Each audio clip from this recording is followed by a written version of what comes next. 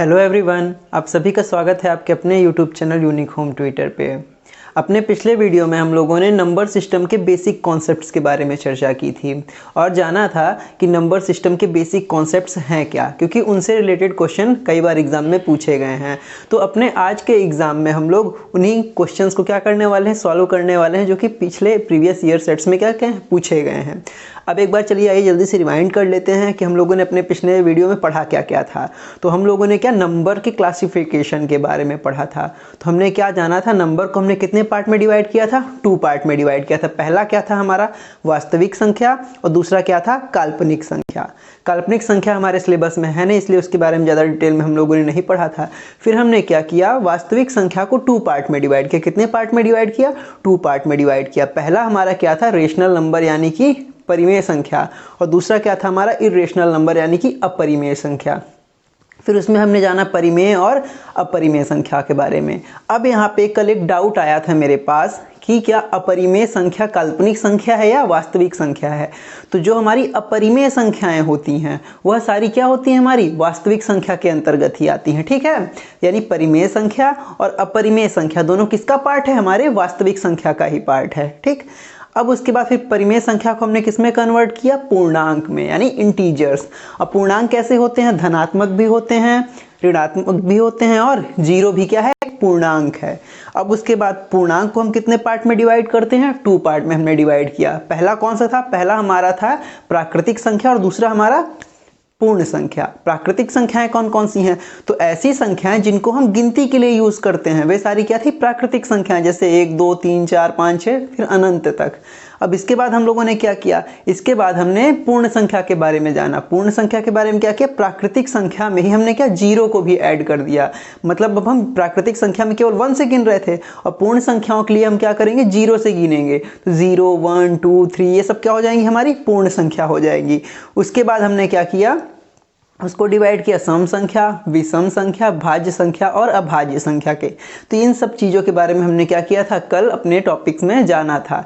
अब आइए उनसे रिलेटेड कुछ क्वेश्चंस को हम क्या कर लेते हैं, सॉल्व कर लेते हैं, जो पिछले ईयर क्या पुराने एग्जाम में पूछे गए हैं। तो आइए देखते हैं हमारा पहला क्वेश्चन क्या बोल रहा है। तो पहले क्वेश्चन में मैंने दिया है यहाँ पे पाई माइनस ई है। यह क्वेश्चन हमारा 2011 में पूछा गया था। कब पूछा गया था, 2011 में पूछा गया था कि पाई माइनस ई है। अब यहाँ पे आपको दिख रहा होगा पाई। तो हम लोगों ने कल क्या पढ़ा था कि पाई क्या है, एक अपरिमेय संख्या है। तो यहाँ पे पहला ऑप्शन अपने आप ही गलत हो, क्योंकि यह बोला क्या बोला है, धनात्मक परिमेय संख्या। तो जब पाई परिमेय संख्या है ही नहीं तो धनात्मक ऋणात्मक की कोई बात ही नहीं है। तो ये ऑप्शन हमारा यहाँ पे क्या हो जाता है, गलत। अब हमारा तीसरा ऑप्शन क्या है, यह एक अपरिमेय संख्या है। तो ये ऑप्शन हमारा क्या हो जाएगा, बिल्कुल सही हो जाएगा। पाई क्या है, एक अपरिमेय संख्या है। और पाई में से यदि हम कुछ भी मतलब घटाएंगे, अपरिमेय संख्या से कुछ भी घटाएंगे तो हमें अपरिमेय संख्या ही मिलने वाली है। ठीक है, तो इसलिए हमारा पहला ऑप्शन क्या हो जाएगा, सी सही हो जाएगा। अब आते हैं चलिए दूसरे सवाल के पास। तो क्या बोल रहा है, 1 और 4 के बीच कितनी परिमेय संख्याएं हैं। क्या बोल रहा है हमारा क्वेश्चन, 1 और 4 के बीच कितनी परिमेय संख्याएं हैं। तो एक बात हमेशा याद रखिएगा, 2 परिमेय संख्याओं के बीच अनंत परिमेय संख्याएं होती हैं। कितनी, अनंत परिमेय संख्याएं होती हैं। अब वो क्यों, तो वो इसलिए कि जैसे हमारा क्या है, हमारा क्या है, 1 और 4 की बात हो रही है ना, 1 और 4 की बात हो रही है। तो 1 और 4 के बीच के यदि हम परिमेय संख्याओं को देखेंगे तो 2 परिमेय संख्याओं के बीच की परिमेय संख्या ज्ञात करने का फॉर्मूला होता है पहली संख्या, है ना, यानी पहली संख्या मान लेते हैं 1 ए प्लस दूसरी संख्या, है ना, फिर दोनों का बटे 2, ये होता है। तो अब इसे हम देखते हैं तो क्या हो जाएगा, 1 धन 4 बटे 2, तो क्या हो जाएगा 5 बटे 2, यानी कि ये 5 बटे 2 क्या है, इसके बीच में आ जाएगा, इसके बीच में 2 भी आएगा, 3 भी आएगा, 2.1 भी आएगा, 2.2 भी आएगा, मतलब ढेर सारी संख्याएं आएंगी। तो यहाँ पे हम क्या बोल सकते हैं कि 2 परिमेय संख्याओं के बीच अनंत परिमेय संख्या होती है। कितनी परिमेय संख्या होती है 2 परिमेय संख्याओं के बीच, अनंत परिमेय संख्या होती हैं। ठीक, तो यहाँ पे हमारा ऑप्शन क्या हो जाएगा, ये। कुछ लोग क्या करते हैं, देखते हैं 1 और 4 के बीच तो क्या क्या आता है 2 और 3, तो लोग तुरंत ऑप्शन मार देंगे कि 2 संख्याएं आएंगी। लेकिन नहीं, यहाँ पे क्या पूछा, कितनी परिमेय संख्या आएंगी, तो अनंत परिमेय संख्याएं आएंगी। ठीक, किन्हीं भी 2 संख्याओं के बीच अनंत परिमेय संख्या होती हैं। अगर ऑप्शन में दे दिया 0 और 1 के बीच कितनी परिमेय संख्या है, तब भी क्या लगाओगे, अनंत परिमेय संख्या आएंगी। ठीक, अब उसके बाद हमारा तीसरा क्वेश्चन क्या बोल रहा है, सबसे छोटी अभाज्य संख्या है। हमने कल वीडियो में अपने पढ़ा था भाज्य और अभाज्य संख्याओं के बारे में, तो वहाँ पे हमने क्या देखा था कि सबसे छोटी अभाज्य संख्या कौन सी होगी। तो हमने क्या देखा था, पहले बात तो अभाज्य संख्याएं क्या होती हैं, ऐसी संख्याएं जिनके केवल 2 गुणनखंड बने। कितने गुणनखंड बने, 2 गुणनखंड बने, या फिर हम कह सकते हैं जो स्वयं के अलावा केवल 1 से कटे, है ना, जो स्वयं के अलावा केवल 1 से कटे, ऐसी संख्याएं अभाज्य संख्याएं या प्राइम नंबर्स कहलाते हैं। तो यहाँ पे कौन कौन सी ऐसी संख्याएं हैं, केवल 2 एकमात्र ऐसी संख्या है जो क्या है, अभाज्य संख्या, मतलब सबसे छोटी अभाज्य संख्या है। 2 यहाँ पे क्या है, सबसे छोटी अभाज्य संख्या है। क्यों, क्योंकि 1 हमारा क्या है, ना ही भाज्य है और ना ही अभाज्य है। ठीक, आई बात 0 की, तो 0 क्या है, 0 ना ही हमारी भाज्य संख्या है ना ही अभाज्य संख्या है, ये भी हमारा यहीं से कट गया। अब क्या हुआ, 2 और बचा 3, तो 2 हमारा भाज्य संख्या है और 3 भी हमारा, नहीं 2 हमारा अभाज्य संख्या है और 3 भी हमारा अभाज्य संख्या है। लेकिन क्या पूछा गया, सबसे छोटी अभाज्य संख्या, तो छोटा यहाँ पे कौन है, यानी 2, तो सबसे छोटी अभाज्य संख्या क्या हो जाएगी, 2 हो जाएगी। ठीक, एक चीज़ 2 के बारे में और याद रखिएगा कि 2 एकमात्र सम अभाज्य संख्या है। 2 क्या है, एकमात्र सम संख्या है जो कि अभाज्य है। उसके अलावा जितने भी सम संख्याएं आपको मिलेंगी वे सारी क्या रहेंगी, भाज्य होंगी।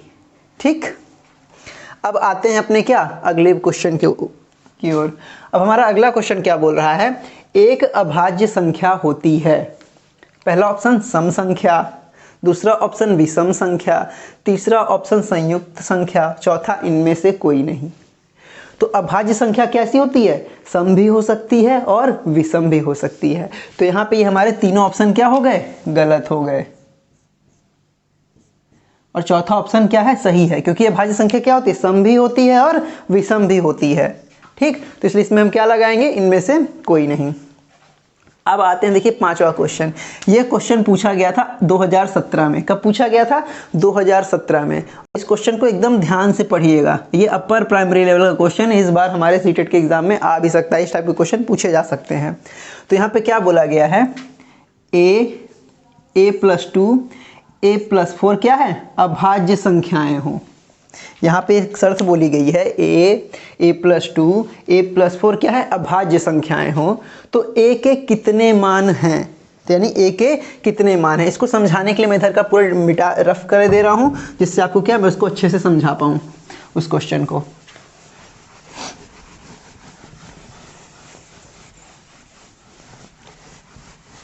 अब आइए देखते हैं।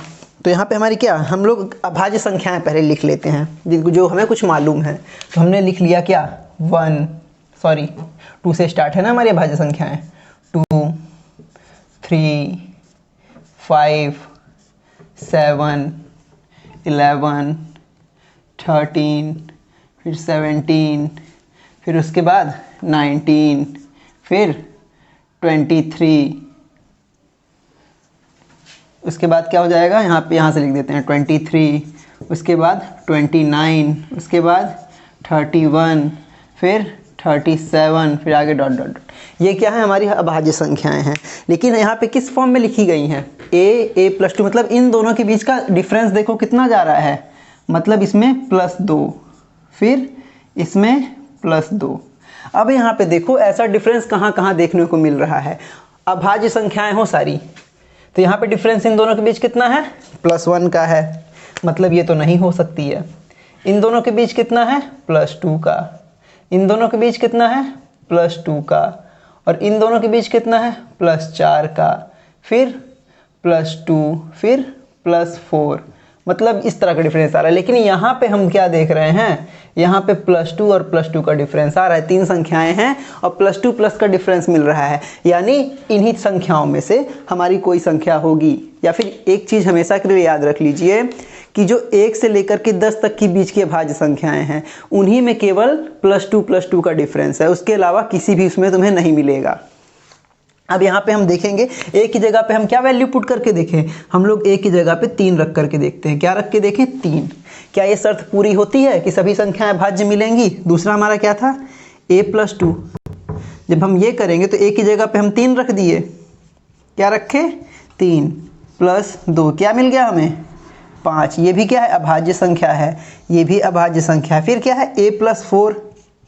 ठीक, तो a की जगह पे हमने क्या रखा? 3 + 4 = 7। ये भी अभाज्य संख्या मिली। मतलब ये हमारी क्या शर्त पूरी कर रही है, यानी a की वैल्यू क्या हो जाएगी? 3 रख सकते हैं हम। फिर और a + 2 हमारा क्या आ गया? 5 आ गया, ये भी अभाज्य संख्या। a + 4 ये भी अभाज्य संख्या। यानी a के हमारे कितने मान हैं? a के हमारे केवल 1 मान है। वो क्या है? a का मान 3। यहाँ पे क्वेश्चन को ध्यान से पढ़िए, क्या पूछा जा रहा है? a के कितने मान हैं, ये नहीं पूछा गया कि a का मान क्या होगा। a के कितने मान हैं? a के केवल 1 मान है। अगर हम इसके जगह पे a की जगह पे दिए कोई दूसरी अभाज्य संख्या रख करके देख लीजिए, जैसे कि हम रख लेते हैं 5 को ही रख लेते हैं, a = 5। तो 5 में +2 करोगे तो 7 आ गया। चलो ये शर्त तो पूरी हो गई, ये अभाज्य संख्या है। अब फिर 5 में +4 करोगे तो क्या अभाज्य संख्या हमें मिली? नहीं। 9 तो क्या है? भाज्य संख्या है, क्योंकि 9 1 से भी कटती है, 3 से भी कटती है और खुद से भी कटती है। इसके मतलब 3 गुणनखंड हो गए, इसलिए क्या अभाज्य संख्या नहीं है। ये हमारे शर्त को पूरा नहीं कर पा रहा है, इसीलिए क्या हो जाएगा? केवल इसका हमें 1 मान मिलेगा। कितना मान मिलेगा? 1 मान मिलेगा। ये क्वेश्चन बहुत इंपॉर्टेंट है, यदि आप लोगों को समझ में नहीं आया है तो एक बार फिर से इसे देख लीजिएगा। यहाँ पे हमसे पूछा गया है कि a की ऐसी कितनी वैल्यू हो सकती है जहाँ पे हम a को रखें और हमें सबको मतलब ये इस पे भी वो अभाज्य संख्या मिले, इस पे भी अभाज्य संख्या मिले। ठीक है, ऐड करने पर तो कितने मान मिले? केवल 1 मान मिला। अब आते हैं अपने अगले क्वेश्चन पर। तो हमारा अगला क्वेश्चन क्या पूछ रहा है? 2 प्राकृतिक संख्याओं का अंतर सदैव होता है। क्या पूछा गया है? 2 प्राकृतिक संख्याओं का अंतर। अब प्राकृतिक संख्या क्या होती है? हमारी गिनती, जैसे कि 1 2 3 4 5 ... ये सारी हमारी क्या है? प्राकृतिक संख्याएं। अब इनका अंतर क्या होगा? तो ऑप्शन क्या है? एक प्राकृतिक संख्या, एक पूर्णांक, एक धनात्मक संख्या या एक ऋणात्मक संख्या। तो आइए देख लेते हैं। अब हम क्या करते हैं, मान लिया हमारा एक प्राकृतिक संख्या 5 है और दूसरी प्राकृतिक संख्या हमारा क्या हो गया? 4 हो गया। तो हमें इससे क्या मिल गया? 1। ये क्या है? धनात्मक संख्या हमें मिल गई। चलो कोई बात नहीं। अब हम यहाँ पे क्या करके देख लेते हैं, 4 में से हम 5 को माइनस करते हैं तो हमें क्या मिल जाएगा? एक ऋणात्मक संख्या मिल गया। अरे ये क्या हुआ? अब हम क्या करते हैं, 2 में से 2 को माइनस कर देते हैं तो हमें क्या मिल गया? अभी भी हमें क्या मिला? एक पूर्णांक, वो मिल गया, 0 मिल गया। तो यहाँ पे क्या, हमें एक धनात्मक संख्या भी मिल रही है, एक ऋणात्मक संख्या भी मिल रही है और 0 भी मिल रहा है। और ये सारे गुण किसके होते हैं? पूर्णांक के। क्योंकि पूर्णांक कैसा होता है? पूर्णांक में ऋणात्मक संख्याएं भी होती हैं और धनात्मक संख्याएं भी होती हैं। ये सब मिलकर के क्या बनाते हैं? एक पूर्णांक बनाते हैं। पूर्णांक क्या करता है? पूर्णांक में सभी धनात्मक संख्याएं आती हैं और सभी ऋणात्मक संख्याएं आती हैं। इसलिए इसका आंसर हमारा क्या हो जाएगा?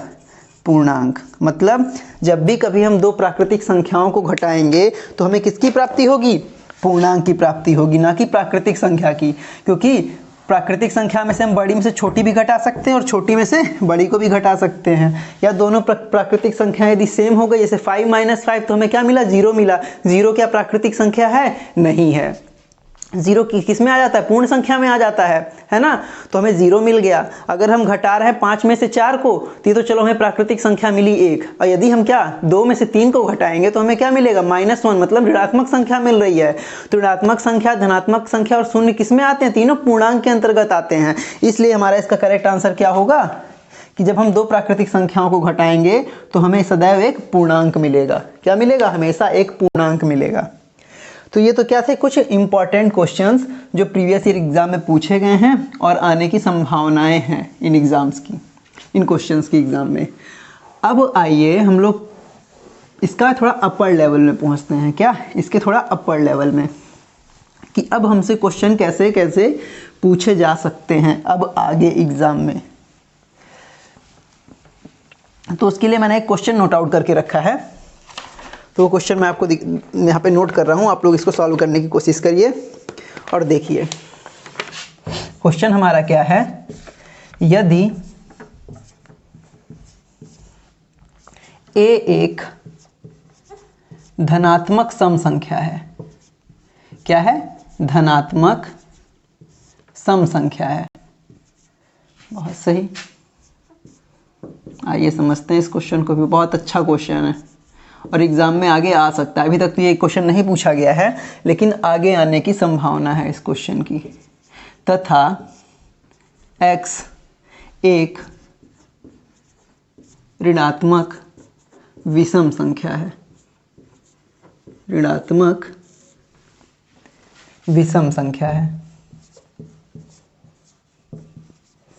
विषम संख्या है।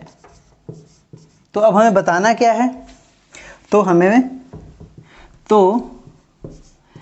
a की पावर x है, ये बताना है कि a की पावर x क्या है।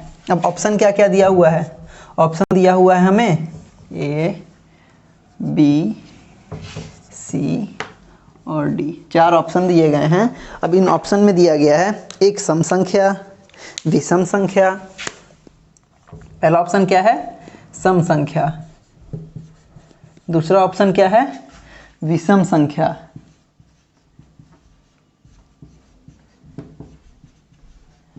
और तीसरा ऑप्शन क्या है, परिमेय संख्या। और चौथा ऑप्शन क्या है हमारा, नन ऑफ दिस, यानी इनमें से कोई नहीं। तो अब इनमें से क्या होगा इसका आंसर, जल्दी जल्दी आप लोग बताइए।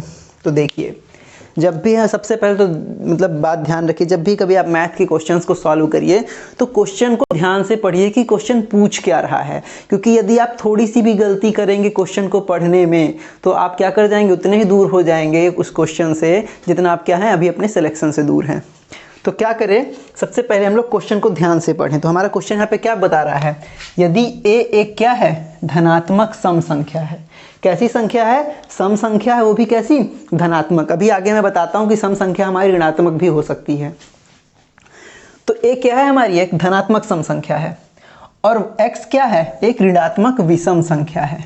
तो हम क्या कर लेते हैं, a की जगह पे कोई भी एक सम संख्या ले लेते हैं।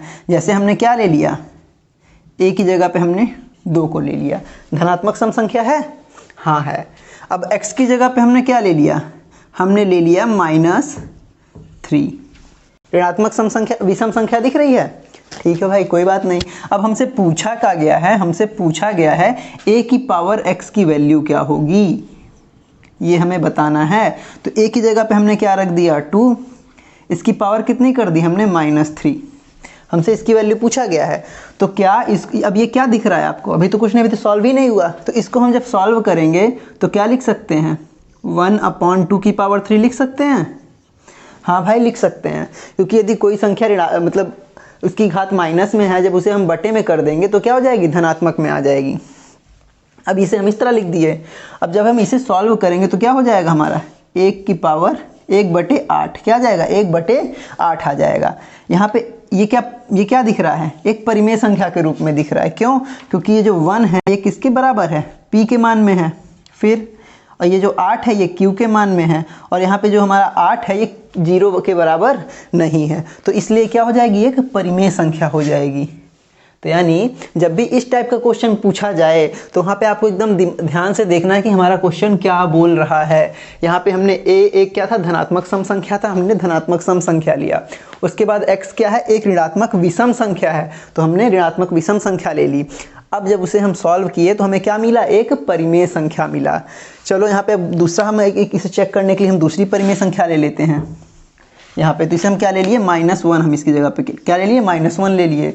तो यहाँ पे क्या हो जाएगा, हमने -1 रख लिया।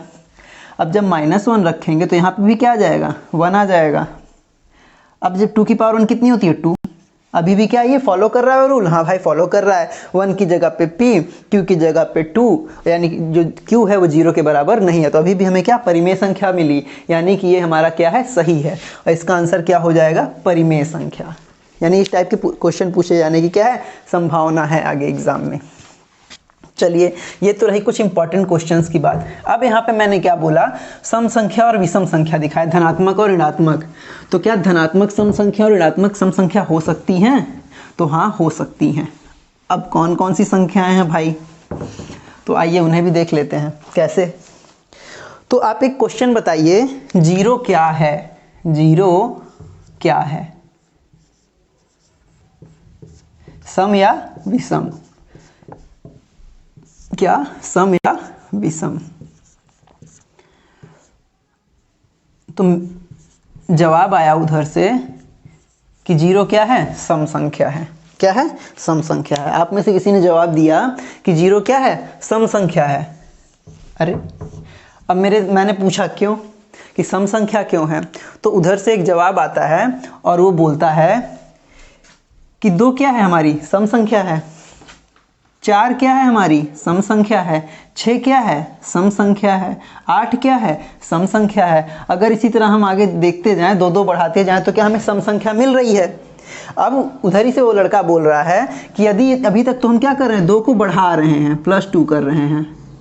क्या कर रहे हैं, +2 कर रहे हैं, ये +2। अगर हम अब इधर से ही क्या करने लगे, -2 करने लगे, तो हमें 2 में से इसमें माइनस करेंगे तो क्या आ जाएगा, 0।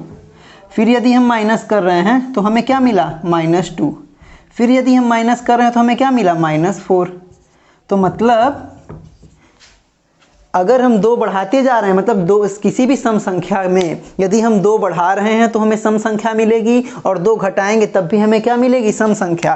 तो जब हम 2 में से 2 घटाए तो हमें क्या मिला, एक सम संख्या मिली। तो यानी 0 हमारी क्या है, एक सम संख्या है। इस हिसाब से कि क्वेश्चन कहीं पूछा जा सकता है कि 0 क्या है, तो हम क्या बताएंगे, 0 एक सम संख्या है। अब दूसरा क्वेश्चन यहाँ से हमारा क्या तैयार हुआ कि सम संख्या धनात्मक भी हो सकती हैं और ऋणात्मक भी हो सकती हैं। इसी प्रकार विषम संख्या भी धनात्मक हो सकती हैं और ऋणात्मक हो सकती हैं। ठीक, यहाँ तक तो बात समझ में आ गई होगी। अब देखिए हम लोगों ने आज सीखा क्या क्या। हम लोगों ने आज क्या क्या जाना, हम लोगों ने ये जाना कि 0 क्या है, एक सम संख्या है। दूसरा हमने क्या जाना, दूसरा हमने ये जाना कि 2 परिमेय संख्याओं का अंतर हमेशा क्या होगा, पूर्णांक होगा। जब भी 2 परिमेय संख्याओं को हम घटाएंगे तो हमें क्या प्राप्त होगा, एक पूर्णांक प्राप्त होगा। तीसरी बात हमने क्या सीखी, तीसरी बात हमने ये